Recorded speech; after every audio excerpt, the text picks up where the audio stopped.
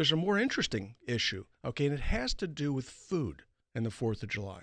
And while there may be people having digits blown off, and there may be people having enucleated eyeballs, and there may be people that are rendered deaf, but there are probably a lot more people that are killed, okay, children that are killed with hot dogs on the 4th of July.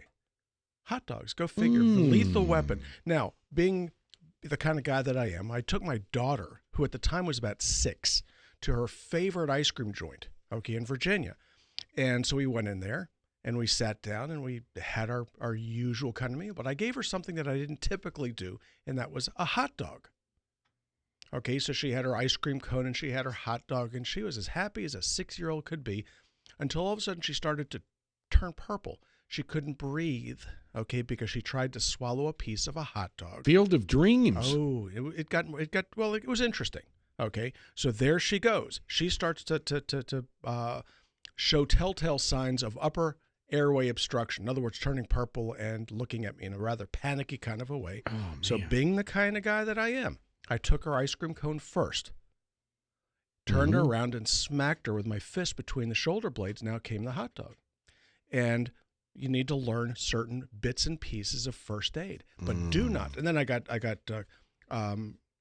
think they burned me a new something. I can't remember what they gave me a new orifice over this, because I should have known better than to give a 6-year-old a hot dog. They're nodding her head. Yeah, She's okay. going, You don't Dr. do Day that. strikes again. Yeah, so no hot dogs and no peanuts. Okay, peanuts would be number one cause of airway obstruction in children. Hot dogs is down the list, but it's not that far down.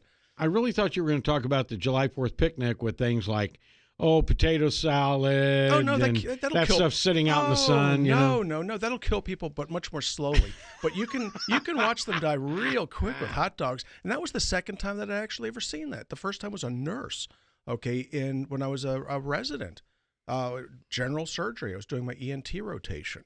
And I got called upon to do a physical examination for a nurse who was in the ENT clinic waiting for an endoscopy.